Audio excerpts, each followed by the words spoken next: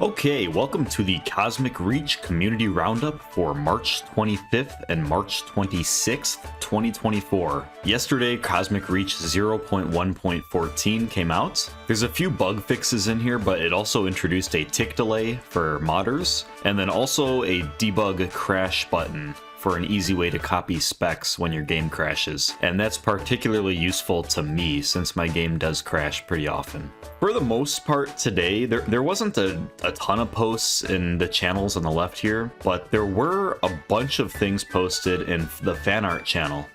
And for the most part for this video, I just want to go through the different models that are being posted here because I thought a lot of them were really well done. I'm just going to start at this arbitrary post and then work my way downward.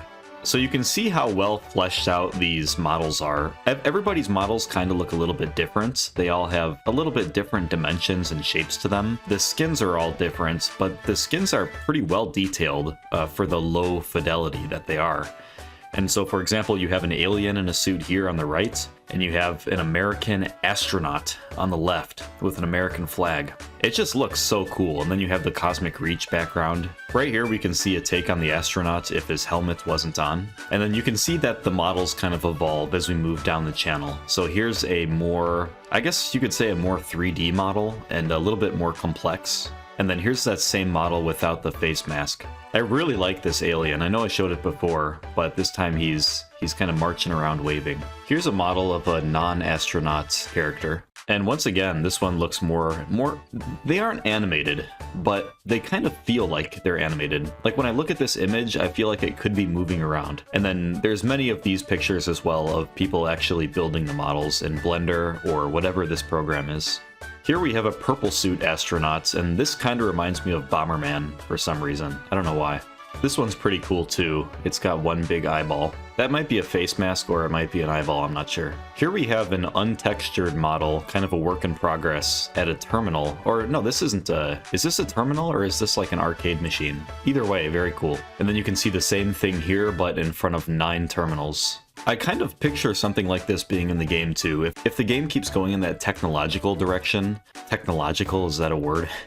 I could see a scene like this actually being in the game. If you had multiplayer implemented, and we had the technology implemented, and the different character models implemented, I could see this being in an actual Cosmic Reach scene. I think if you put a Cosmic Reach moon background behind this image, it would be very, very believable. Yeah, and then I said, great, now we can spend all day sitting in front of monitors, simulating ourselves sitting in front of monitors all day. That's the truth. Here's one of the models next to a rover.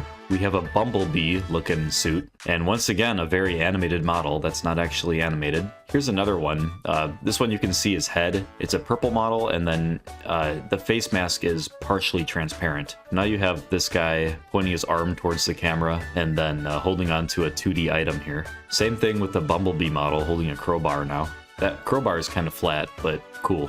Here's a mob somebody made, the Vacuum Morph, a hostile mob that hops from asteroid to asteroid. You can occasionally see them on rocky planets also. They climb all over the surfaces and attacks you with sharp claws and lunges toward you. Oh, is this how people are doing it? I'm not sure if people are making these in Minecraft or what. This is a Minecraft, the end dimension. But not all the model shapes are the same, so I'm thinking that maybe this one's in Minecraft, but some of the other ones aren't. Here's the storage rover, which will follow you around when collecting resources. He even sheds some light along the way. Very cool. I like little robot designs like this. Here's a neat purple model, and here's a couple other poses for him. I like this one with his hands on his hips. Here you have a female model with the bright red colors. Another female model with the headphones, and is that a peach? And then also, I guess that's a controller or some kind of console or something. So there's a bunch of discussion going on here, people trying to figure out what would look best in the game. I really hope Final 4 Reach looks at some of these and takes some inspiration because a lot of these are very well done. Here's a model with a drill in his hand. Very cool. And here's the drill model by itself. It's especially relevant to this kind of a game where you're digging all the time. And here's a different pose of that. Here's another take on a drill. And then we have the purple model from before holding that new take on the drill. We have the bright red pink model holding the first drill, but this time it is actually animated. The first time we've seen one of these things animated. So all of that was awesome, and I'm sure there's going to be many more to come. The next thing I want to talk about is this redstone mod that they've been working on. There's been a lot of progress on this, and it's actually looking pretty impressive. And like I said earlier, I think we're going to start seeing some interesting designs. But you can see in this video here, he's making a bit of a puzzle map, and you flick things on, it looks like, and do things in different patterns, and then you can make these blocks appear and disappear. I don't understand the whole thing, to be honest, but I will play around with it and download it at some point in the future. This is a data mod, and I know it's hard to believe that it's a data mod because this seems like something that would be implemented with Fabric or Quilt because it's a little bit more complicated. It's very, very impressive, and I'm glad it's a data mod because those are the simplest for people to download and try for themselves. I thought this was pretty cool too, a video by Wimber who just replaced the lunar soil with water blocks, and everything becomes a partially transparent world, so you can see the stars behind it. And here's an image of a parking garage. I was gonna say that I liked it, but it reminds me too much of real life, so I don't really like it anymore. For the last thing, Final 4 Each made a post 2 days ago on his YouTube. For some reason, YouTube has been randomly unsubscribing me from channels, and it seems like Final 4 Each's channel was affected by that. So I had to resubscribe, and I recently just visited his channel and found that this post was made, and I didn't see it before. So it looks like multiplayer did indeed win the feature vote with 54%, so that's his next big focus for the game, which is what I thought would happen. And let's be honest, what everyone thought would happen. And it looks like he's running into 3 problems here.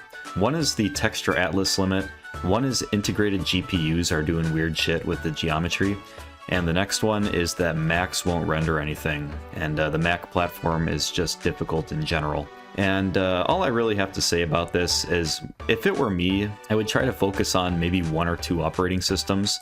I find that Windows and Linux are easier to develop for at the same time, and developing for too many platforms at once may make things harder than they need to be. I think one good way to benchmark whether or not Mac is even a good operating system to be developing for or putting time and energy into right now is simply to make a poll on your YouTube channel or on the Discord asking how many people are using a Mac, and how many people are using Linux and how many people are using Windows.